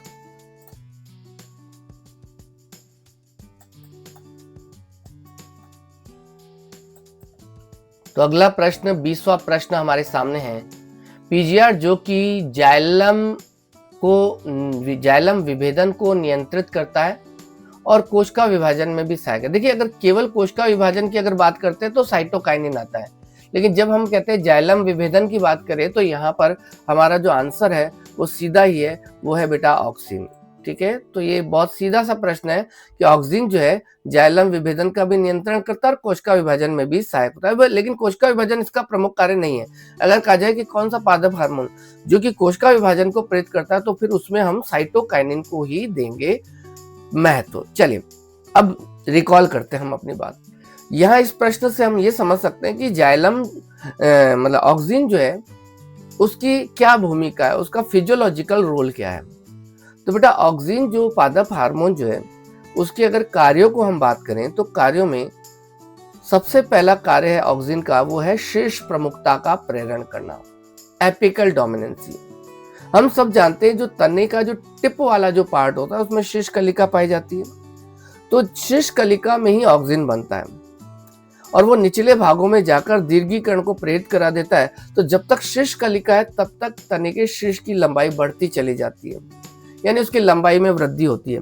लेकिन अगर किसी पौधे में शीर्ष कलिका काट दी जाए तो ऐसी स्थिति में जो पार्श्व कलिकाएं जो होती है ना उनकी वृद्धि होना चालू होती है और शाखन का निर्माण होने लग जाता है। इसको शिरोच्छेदन के नाम से जाना जाता है। खास तौर से हम अगर कहते हैं कि बाड़ यानी हेज मेकिंग वगैरह में हमारे गार्डन के आसपास में है ना कुछ झाड़ियां जो होती है, झाड़ी वाले पौधों को घना बनाना अगर हो, या फिर चाय के बागानों में इस प्रक्रिया का इस्तेमाल किया जाता है। इस प्रक्रिया में हम क्या करते हैं, टिप काट देते हैं, शीर्ष काट देते हैं और शीर्ष काट देने से ऑक्सीजन शीर्ष में नहीं बनता है और जो पार्श्व शाखाएं जो होती हैं वो उनकी यानी पार्श्व कलिकाएं लेटरल बड जो होती हैं वो तेजी से ग्रो करना चालू कर देती है। अगर आप ऐसा नहीं करते हैं, शिरोच्छेदन नहीं करते हैं, तो आप ऐसे में साइटोकाइनिन का इस्तेमाल भी कर सकते हैं। इस बात को ध्यान रखेंगे अगर आपको सघन बनाना है, किसी पौधे को अधिक शाखन बनाना है तो पहला ऑक्सीजन का कार्य हो गया। दूसरा ध्यान रखिएगा कि हम जब कृत्रिम रूप से मान लीजिए कोई भी कायिक जनन की प्रक्रिया करते हैं तो उसमें एक विधि होती है जिसको कहते हैं स्तंभ कर्तन विधि, स्टेम कटिंग मेथड। तो स्टेम कटिंग मेथड में हम किसी शाखा को जब काट कर तिरछा काट के जब जमीन में बोते हैं, जैसे गुलाब वगैरह में, तो ऐसी स्थिति में उसके निचले भाग को IBA में डुबोकर अगर रखा जाए तो ऐसी स्थिति में उसके निचले भाग से जड़ों का विकास तेजी से होता है। इसका मतलब ये जड़ों के परिवर्धन में सहायक है, खास तौर से अपस्थानिक जड़ों का विकास करने में। और इसका इस्तेमाल जो होता है वो खास तौर से कायिक जनन की विधि यानी स्तंभ कर्तन विधि, स्टेम कटिंग मेथड, गुलाब वगैरह में किया जाता है। तीसरा अगर मैं आपको यहाँ पर जो ऑक्सीजन के कार्यों की अगर बात करूं तो यह अनानास में पुष्पन का प्रेरण करता है। क्या? अनानास में पुष्पन का प्रेरण भी करता है। चौथा अगर मैं कहूं तो आपने अनिषेक फलन सुना है। ऑक्सीजन खास तौर से अगर अपन बात करें, ऑक्सीजन का इस्तेमाल जो है अनिषेक फलन को प्रेरण करने में भी किया जाता है, पार्थेनोकार्पी में भी किया जाता है। ऐसे में जो फल बनते हैं वो हालांकि बीज रहित होते हैं, ऐसे में फल जो होते हैं वो बीज रहित होते हैं, लेकिन ऑक्सीजन का इस्तेमाल किया जाता है और ये किया जाता है टमाटर में। तो अगर कहा जाए टमाटर में अनिषेक फलन का प्रेरण कौन करता है तो ध्यान रखिएगा वो करता है ऑक्सीजन। अच्छा, इसके अलावा ऑक्सीजन के अन्य कार्यों में अगर मैं बात करूं तो खरपतवार उन्मूलन में, खरपतवार को नष्ट करने में, अभी थोड़ी देर पहले ही मैंने आपको बताया कि 2,4-D जो है, जो कि एक खरपतवार नाशी है, वीडीसाइड है, उसका इस्तेमाल किया जाता है द्विबीजपत्री खरपतवार को नष्ट करने में। अच्छा, एक और बात, जो पौधे में जो नई पत्तियां होती है ना और नए फल जो होते हैं, तरुण पत्तियां और तरुण फल जो होते हैं ना, उनमें ऑक्सीजन की मात्रा होती है ज्यादा। लेकिन जैसे जैसे एजिंग बढ़ती है, वृद्धावस्था, जीर्णता, एजिंग आती है, तो उनके अंदर, फलों के अंदर और पत्तियों में ना ऑक्सीजन की कमी होती चली जाती है। ऐसी स्थिति में पत्तियां और जो फल जो है उनके जो डंठल है उनमें विलगन परत का निर्माण हो जाता है और फल क्या हो जाते हैं या पत्तियां झड़ जाती हैं। तो एक बात ध्यान रखना, अगर तरुण अवस्था की बात की जाए तो तरुण अवस्था में फल हो या पत्तियां हो उनमें ऑक्सिन एक तरीके से विलगन को रोक रहा है, प्रिवेंट कर रहा है, उनको गिरने से रोक रहा है। लेकिन अगर कहा जाए कि जब एजिंग हो जाती है, परिपक्व अवस्था आ जाती है, तो चूंकि उसकी कमी हो जाने की वजह से, ऑक्सीजन की कमी हो जाने से एक प्रकार से विलगन का प्रेरण हो जाता है, वो जल्दी झड़ जाते हैं, चाहे फलों की बात की जाए चाहे फिर आप पत्तियों की बात करें। तो इस तरीके से हमने ऑक्सीजन के जितने भी कार्य हैं और एक कार्य जो जाइलम विभेदन है उस पर भी हमने यहाँ पर डिस्कस किया है यहाँ पर। अच्छा, एक चीज और है, ऊतक संवर्धन जो होता है ना, ऊतक संवर्धन टिश्यू कल्चर, उसमें भी ऑक्सीजन काम में आता है। ऑक्सीजन के साथ साइटोकाइनिन का इस्तेमाल किया जाता है। इस बात को ध्यान रखना कि जब ऊतक संवर्धन की प्रक्रिया में, ऊतक संवर्धन का मतलब समझते हैं ना, किसी भी एक्सप्लांट या कर्तोतक को जब अपन संवर्धन माध्यम में डालते हैं तो पहले तो कैलस बनता है और फिर अपन ऑक्सीजन और साइटोकाइनिन डालते हैं। तो ऑक्सीजन की अधिक मात्रा से जड़ों का विकास होता है और साइटोकाइनिन की अधिक मात्रा जो होती है उससे प्ररोह का विकास होता है। ठीक है, तो इस तरीके से हमने डिस्कस किया ऑक्सीजन के विभिन्न कार्यों को।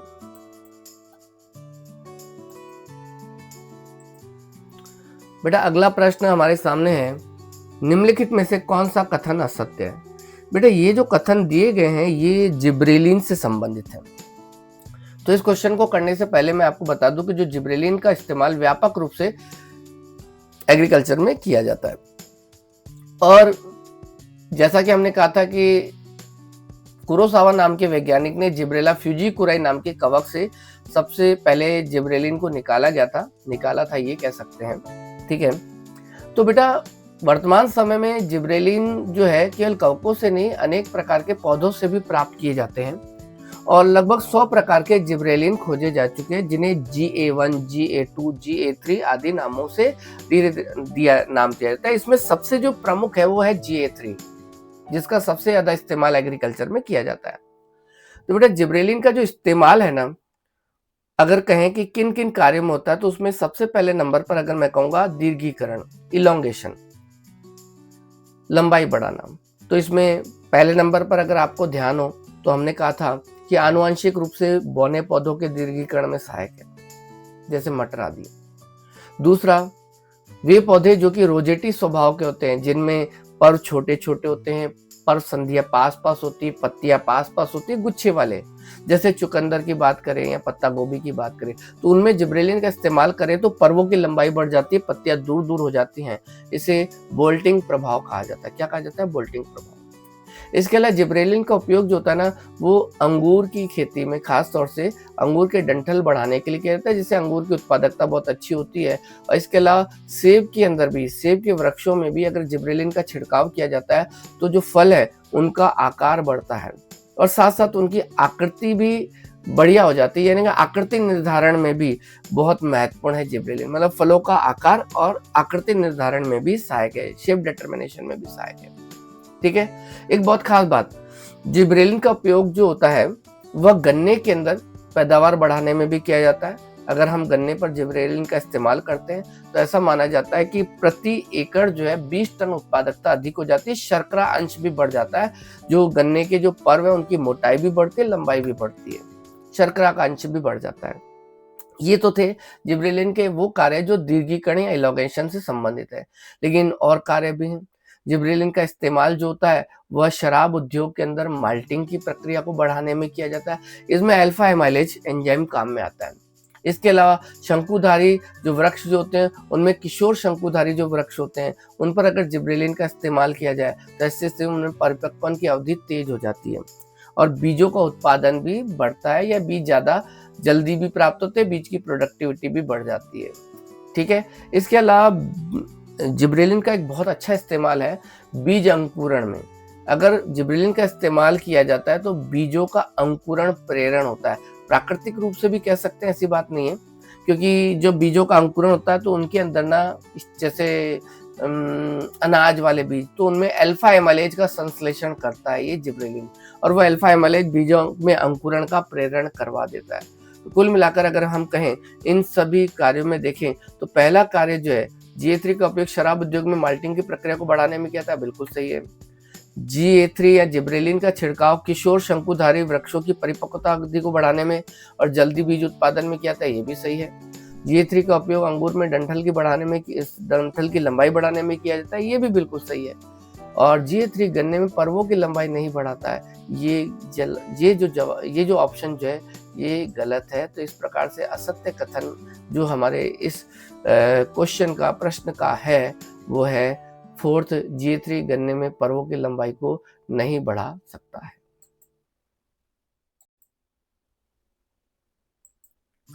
चलिए अगला प्रश्न हमारे सामने है 22वां प्रश्न। स्तंभों का मिलान कीजिए। हमारे पास में दो कॉलम है, कॉलम 1 और कॉलम 2। कॉलम 1 में जैसा लिखा है मानव मूत्र, तो हमें पता है मानव मूत्र से ऑक्सीजन IAA को प्राप्त किया गया था, तो इसका मतलब फर्स्ट ए जो है उसका जो मैच करेंगे तो सेकंड ऑक्सीजन होगा। जिब्रेला फ्यूजिकुराई जो कि एक कवक है, इसे जिब्रेलिन को प्राप्त किया गया था, तो बी का हो जाएगा फोर्थ।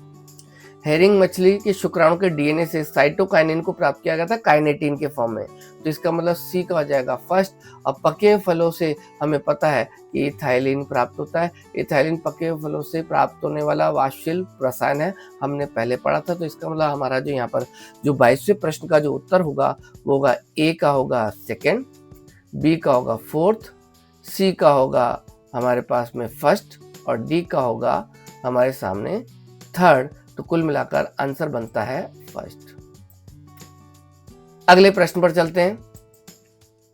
वे हार्मोन जो जौ में माल्टिंग को बढ़ाते हैं, अनानास में पुष्पन को प्रेरित करते हैं तथा पत्तियों में अपक्षय को विलंबित करने में सहायक हैं, ये क्रमशः हैं। तो बेटा एक बात ध्यान दीजिएगा, अभी हमने डिस्कस कर ही लिया है कि जौ में माल्टिंग की प्रक्रिया को बढ़ाने का कार्य जिब्रेलिन करता है, तो सेकंड और थर्ड दोनों ऑप्शन में जिब्रेलिन है पहला।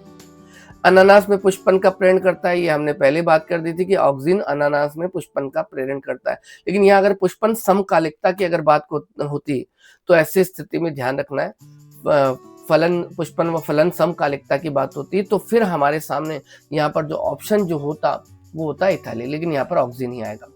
पत्तियों में अपक्षय यानी झड़ने, यानी आप यूं कह सकते हैं विलगन को देरी से लाता है। याद रखना, पत्तियों में विलगन को देरी से लाता है, फलों में नहीं, पत्तियों में।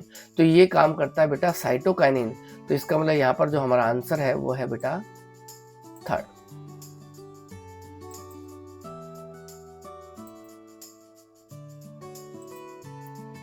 तो बेटा अगला प्रश्न जो है हमारे सामने है, कौन सा पादप हार्मोन जो है गहरे पानी में उगने वाले धान के पौधों में त्वरित अंतर्ग्रंथि या व्रंत वृद्धि में प्रेरण करता है। अंतर्ग्रंथीय का मतलब है इंटरनोडल सेगमेंट, और व्रंत वृद्धि को प्रेरित करता है जिससे पत्तियां और ऊपरी तने पानी में बने रहते हैं। तो बेटा इसका सीधा सा आंसर है इथाइलिन है। तो बेटा इथाइलिन पर थोड़ा डिस्कशन कर लेते हैं जिससे आपको ये वापस से रिकॉल हो जाए, याद हो जाए। बेटा इथाइलिन जैसा कि मैंने कहा था एक प्रकार का ऐसा पादप हार्मोन है जो गैसीय फॉर्म में पाया जाता है, गैसीय पादप हार्मोन है, और इसका भी व्यापक रूप से एग्रीकल्चर में इस्तेमाल होता है। जिब्रेलिन का भी होता है तो इसका भी बहुत अधिक इस्तेमाल होता है। इसकी अगर मैं कार्यों की अगर बात करूं तो इसके कार्यों में सबसे पहला फलों को पकाना, तो ये फलों को पकाने में सहायता करता है। खास तौर से अगर आप NCERT देखें तो वहाँ लिखा है टमाटर और सेब के अंदर फलों को पकाने में सहायता करता है। और बाजार में यह इथेफोन नाम के एक रसायन के रूप में प्राप्त होता है जिसका घोल बनाकर अगर फलों पर छिड़काया जाए तो वो शीघ्र पक जाते हैं। एक लाइन जरूर ध्यान रखना कि इथाइलिन जो है श्वसन की दर को बढ़ाता है जिससे फल पक जाते हैं, और इसको कहते हैं क्लाइमेट्रिक श्वसन बढ़ाने वाला।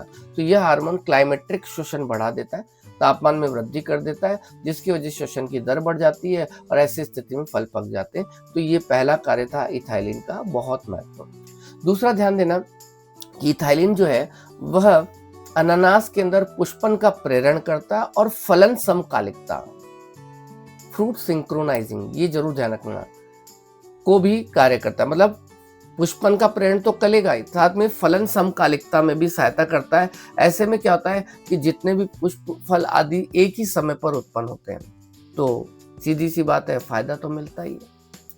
तीसरी चीज अगर मैं आपको कहूँ इथाइलिन के कार्यों में, तो इथाइलिन जैसे प्रश्न भी है हमारे सामने कि चावल वगैरह जो पानी में उगने वाले धान के पौधे हैं इनमें पर्वों की लंबाई बढ़ा देगा, या फिर ये कहने का पर्णवृंत की लंबाई बढ़ा देगा, जिसकी वजह से क्या है पत्तियां और जो ऊपरी तने हैं वो पानी से ऊपर बन जाते हैं, यानी वो गलते नहीं है। ठीक है, यह विलगन और जीर्णता का भी प्रेरण करता है, क्योंकि ये एक वृद्धि निरोधक में ही आता है।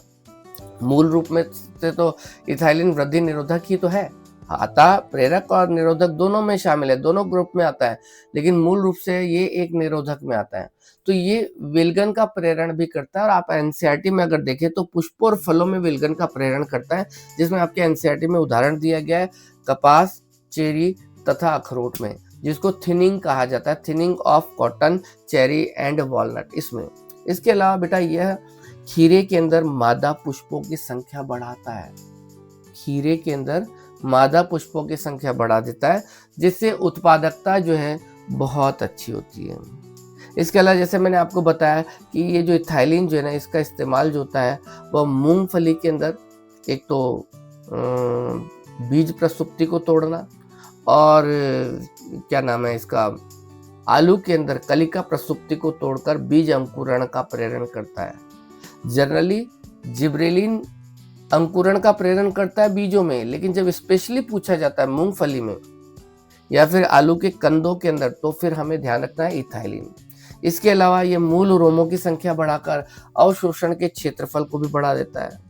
एक और लास्ट ध्यान रखना कि इथाइलिन जो है आम में पुष्पन का भी प्रेरण करता है। आम में पुष्पन का प्रेरण करने वाला अगर पादप हार्मोन है तो वो ध्यान रखिएगा कौन है, इथाइलिन है। तो इस प्रकार से बेटा हम लोगों ने इथाइलिन के सभी कार्यों की चर्चा कर ली है।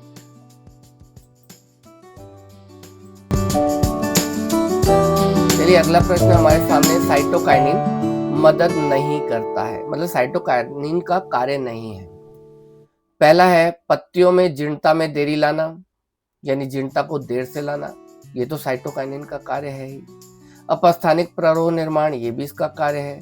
नई पत्तियों में क्लोरोफिल का विकास, ये भी इसका कार्य है। और फूल आने से ठीक पहले पर्वों की वृद्धि, ये साइटोकाइनिन का कार्य नहीं है। तो इसका आंसर तो फोर्थ है, साफ दिख रहा है। लेकिन हम यहाँ पर भी इसका भी डिस्कशन कर लेते हैं। बेटा साइटोकाइनिन कोश का विभाजन को प्रेरित करने वाला पादप हार्मोन है, और जैसा मैंने बताया था कि यह एक प्रकार से एडिनिन N6 फॉस्फोराइल अमीनोप्यूरिन एक प्रकार का व्युत्पन्न है। साइटोकाइनिन कोशिका विभाजन को प्रेरित करता है, ये हमें पता है। तो पौधे के अंदर जो भाग जहां पर तेजी से कोशिका विभाजन होता है वहां पर साइटोकाइनिन आपको मिलेगा। और आपके एनसीईआरटी सामने रखी हो तो वहां पर लिखा होगा मूल का जो शीर्ष वाला भाग है, रूट एपिक्स, वहां पर आपको साइटोकाइनिन ज्यादा मिलेगा। दूसरा, अगर अपन बात करें डेवलपिंग शूट, यानी प्ररोह का जब विकास हो रहा होता है, विकासशील जो प्ररोह है उसमें भी आपको ये मिलेगा। जब शुरू में विकास हो रहा होता है उस समय भी साइटोकाइनिन, तो उस समय तेजी से विभाजन भी जरूरी होता है।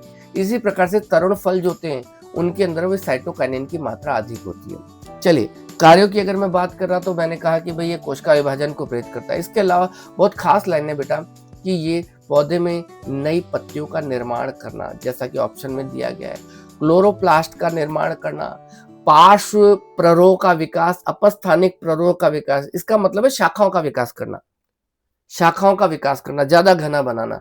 तो इसमें भी साइटोकाइनिन हेल्प करता है। एक बात बहुत महत्वपूर्ण है, जब अपन ने ऑक्सिन पढ़ा तो हमने कहा था ऑक्सिन शीर्ष प्रमुखता का प्रेरण करता है, यानी शीर्ष कलिका की पश्चिम पार्श्व कलिकाओं की वृद्धि का रुक जाना। लेकिन साइटोकाइनिन का इस्तेमाल करें तो ऐसी स्थिति में बिना शीर्ष को हटाए भी हम शाखाओं का विकास अधिक कर सकते हैं। तो कुल मिलाकर ऑक्सिन के संदर्भ में ये एक एंटागोनिस्ट है, यानी कुल मिलाकर ये क्या कार्य करेगा, शाखाओं का विकास करेगा। और शाखाओं का विकास करेगा तो शीर्ष प्रमुखता रुकेगी ना, तो एक प्रकार से यह शीर्ष प्रमुखता का बिल्कुल विपरीत होता है, एंटागोनिस्ट होता है ऑक्सिन के लिए अगर कहा जाए। इसके अलावा बहुत खास है, यह पत्तियों में ना जीर्णता को देरी से लगता है, विलगन को देरी से लाता है, पत्तियां जल्दी नहीं झड़ती हैं। ठीक है, और याद कीजिएगा साइटोकाइनिन का इस्तेमाल ऊतक संवर्धन में भी तो किया जाता है ऑक्सिन के साथ। अगर ऑक्सिन अधिक मात्रा में होता है तो जड़ों का विकास अधिक होता है, और अगर साइटोकाइनिन अधिक मात्रा में होता है तो प्ररोह का विकास अधिक होता है। ठीक है, तो चलते हैं हम फिर अपने अगले प्रश्न पर।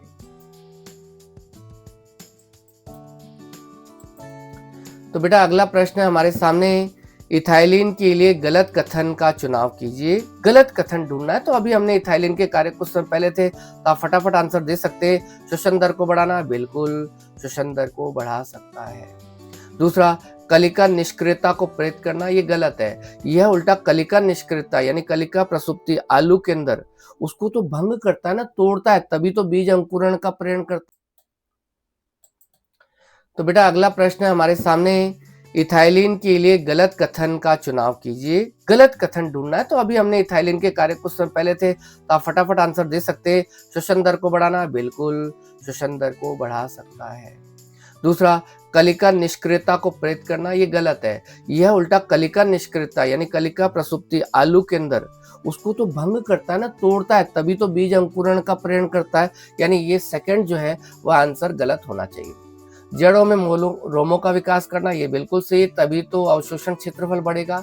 गहरे पानी के चावल के पौधों में पर्णवृंत की लंबाई बढ़ाना, तभी वो पत्तियां बाहर आएंगी और वो गलेंगी नहीं। तो यहाँ पर जो आंसर है वो है सेकंड। आगे बढ़ते हैं। निम्नलिखित में से कौन सा ऑक्सीजन के प्रभाव के लिए गलत कथन है? जाइलम विभेदन को नियंत्रित करता है, बिल्कुल सही है। पार्श्व कलिकाओं की वृद्धि को बढ़ाता है, गलत जवाब। यह पार्श्व कलिका वृद्धि को बढ़ाता नहीं है, शीर्ष कलिका खास तौर से शीर्ष प्रमुखता का प्रेरण करता है। कृषि और बागवानी में प्रयुक्त होता है, बिल्कुल सही है। पार्थेनोकार्पी यानी अनिषेक फलन को प्रेरित करता है, याद कीजिएगा टमाटर में अनिषेक फलन के लिए ऑक्सिन का इस्तेमाल किया जाता है। तो इसका मतलब यहाँ पर अगर हम आंसर की बात करें तो ये है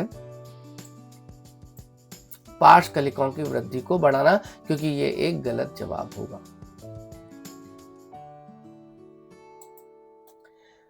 निम्न में से कौन वृद्धि प्रेरक पीजीआर का कार्य नहीं है? मैंने आपको वृद्धि हार्मोन जो है उनको दो समूहों में बांटा था, एक तो वृद्धि प्रेरक और एक वृद्धि निरोधक। तो वृद्धि प्रेरक जो होते हैं पुष्पन को बढ़ाते हैं, फलन को बढ़ाते हैं, पैटर्न फॉर्मेशन प्रतिरूप का निर्माण करते हैं, वर्तनी गतियां यानी ट्रॉपिक मूवमेंट में भी हेल्प करते हैं, और भी कार्य बीज अंकुरण का प्रेरण करते हैं। लेकिन जो निरोधक होते हैं वे एक प्रकार से जो अंकुरण को रोकना या फिर प्रसुप्ति को बनाए रखना, घाव के प्रति अनुक्रिया, ऐसी प्रतिकूल परिस्थिति जैविक हो, जैविक तनाव हो, चाहे फिर वातावरणीय तनाव हो, है ना, उनके प्रति सहनशीलता उत्पन्न करना, ये कार्य करते हैं। तो अगर प्रेरक की बात करें तो इसका मतलब यहाँ लिख रहा है कि वृद्धि प्रेरक का कार्य नहीं है, इसका मतलब वो निरोधक का कार्य होगा। तो पहला वर्तनी गतियां, ये तो प्रेरक का कार्य है। पुष्पन और फलन प्रेरक का कार्य है। घाव के प्रति अनुक्रिया ये निरोधक का कार्य है, यह निरोधक का कार्य है। अब पैटर्न फॉर्मेशन प्रतिरूप निर्माण, वायवीय भागों का जो बनावट है वो सब का कार्य जो है वो कौन करता है? प्रेरक ही करता है। तो इसका मतलब यहाँ पर थर्ड आंसर होगा। निम्न में से कौन एबीए का कार्य नहीं है? देखिए एबीए एक वृद्धि निरोधक हार्मोन है और मैंने बताया था ये कैरोटीनॉइड डेरिवेटिव होता है। तो ये क्या क्या कार्य करता है इस बात को ध्यान रखना। पहली बात तो प्रतिकूल परिस्थितियों में यह रंध्रों को बंद कर देता है, वाष्पोत्सर्जन की दर को घटा देता है। इसीलिए एबीए को स्ट्रेस हार्मोन भी कहते हैं, तनाव हार्मोन भी कहते हैं, याद रखिएगा, क्योंकि प्रतिकूल परिस्थितियों में बचाता है। ठीक है, तो एक प्रकार से रंध्रों को बंद करना ये एबीए का कार्य है। बीज अंकुरण को रोकना, जैसे मैंने आपको बताया प्रतिकूल परिस्थितियों में बीज अंकुरण को रोकता है, यानी उनको एक प्रकार से प्रसुप्त बनाए रखता है। प्रसुप्ति के अंदर या विलगन आदि की जो घटनाएं जो होती है उनके अंदर इसका बड़ा रोल होता है। ठीक है, तो कुल मिलाकर जीर्णता में भी ये एक प्रकार से जीर्णता को बढ़ाने में भी ये महत्वपूर्ण होता है। तो कुल मिलाकर अगर कहा जाए विलगन और प्रसुप्ति का नियमन करना, ठीक है, तो यहाँ पर ये भी एबीए का कार्य है, विलगन प्रसुप्ति का नियमन करता है। खीरे में मादा पुष्पों का प्रेरण, ये तो बेटा अब अपना ये लास्ट प्रश्न है और ये लास्ट प्रश्न है त्वक प्रभाव हार्मोन है। त्वक प्रभाव हार्मोन का मतलब है ट्रिपल रेस्पॉन्स पैदा करने वाला हार्मोन। तो बेटा इथाइलिन के कार्यों में ही एक कार्य और बचा है जिसको आप ध्यान रखिएगा, त्वक प्रभाव। जब कोई भी बीज अंकुरण करता है और नवोद्भिद सीडलिंग का विकास होता है, वो जब जमीन से बाहर निकलती है सीडलिंग, तो बेटा उस अवस्था में तीन कार्य होते हैं। एक तो जो नवोद्भिद है उसके अक्ष का फुलाव यानी स्वेलिंग ऑफ एक्सिस, दूसरा उसका ऊपरी शीर्ष वाला भाग मुड़कर बाहर निकलता है यानी हुक फॉर्मेशन का कार्य होता है, अंकुश निर्माण होता है। साथ ही वो थोड़ा तिरछी यानी हॉरिजॉन्टल ग्रोथ करता है, क्षैतिज वृद्धि करता है। तो हम 3 चीज़ों को अगर देखें कि क्षैतिज वृद्धि अगर कहें, अक्ष का फुलाव अगर कहें और साथ में अगर कहें अंकुश निर्माण अगर कहें, त्रिक प्रभाव, इसके लिए इन तीनों प्रभाव के लिए जो हार्मोन जिम्मेदार है वो हमारा जिम्मेदार हार्मोन है इथाइलिन। यानी इथाइलिन हार्मोन जिसको हम क्या कह सकते हैं बेटा, ट्रिपल रेस्पॉन्स हार्मोन कहते हैं। तो इस प्रश्न का उत्तर हुआ फोर्थ इथाइलिन। तो बेटा इसी के साथ ही आज का जो अपना ये जो सेशन कहते हैं चाहे वीडियो कहते हैं समाप्त होती है।